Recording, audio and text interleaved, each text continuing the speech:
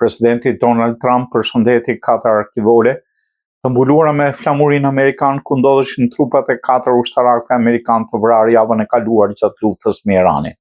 Vetëm pak qaste pasi u tha gazetarëve se kjo ishte një nga gjërat më të vështira që ai duhet të bënte si president. Trump bëri homazhe për ushtarakët e rënë në bazën ajrore Dover në Delaware, ndërsa një gard nderi transportoi arkivolet e tyre nga një avion ushtarak drejt automjeteve ceremoniale. Në një moment të ceremonisë u dëgjua një familjar duke vajtuar me zë të lartë ndërsa trupi i afërmit të saj po transportohej. Presidenti Trump dhe sekretari i luftës Pete Hegseth përshëndetën ushtarakisht ndërsa një ekip i ushtrisë amerikane transportonte arkivolen e mbuluar me flamur të rreshterës Angels Rampersad. Trump dhe Hegseth shoqëroheshin nga një numër ligjvënësish dhe zyrtarësh të Shtëpisë së Bardhë. Ne do të nderojmë ata. Dhe kjo është një nga gjërat më të vështira për mua. Një nga gjërat më të vështira që duhet të bëjë një president, por duhet bërë, u tha Trump gazetarëve përpara se të nisej në bazën e përbashkët Andrews drejt ceremonisë.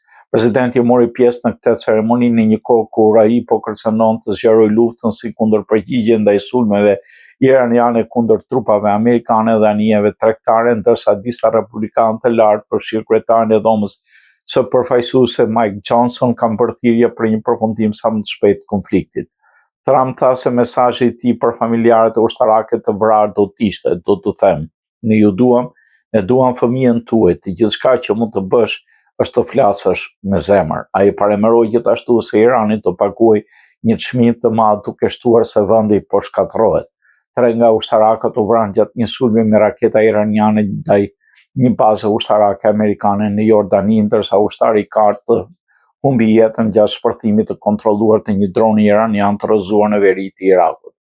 Ushtarët e vrarë janë Lieutenant Tyler James Phelan, 25 vjeç nga Iva Beach, Hawaii, Isabella Gonzalez, 19 vjeçe nga Carrollton, Texas, Sergeant Angel Rampersad, 28 vjeç nga Ozone Park, New York, dhe Sergeant Michael Emmanuel Swinton, 30 vjeç nga Sprint Lake nga Carolina e Veriut.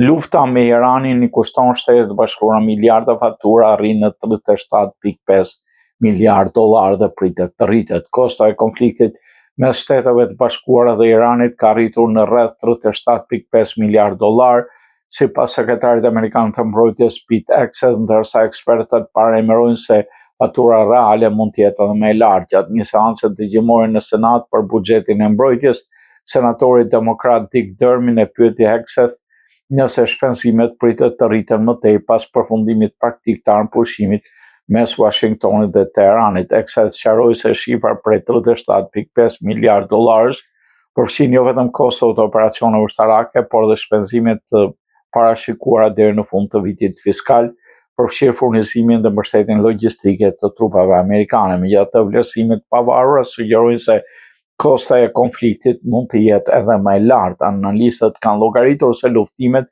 kanë kushtuar buxhetit amerikan qindra miliona dollar. Sipas një analize paraprake të Qendrës së Studimeve Strategjike dhe Ndërkombëtare, shpenzimet për Departamentin e Mbrojtjes mund të kenë arritur në afro 40 miliard dollar, pa përfshirë këtu disa kosto operative të mbuluara nga buxheti i përgjithshëm i mbrojtjes për vitin fiskal 2026.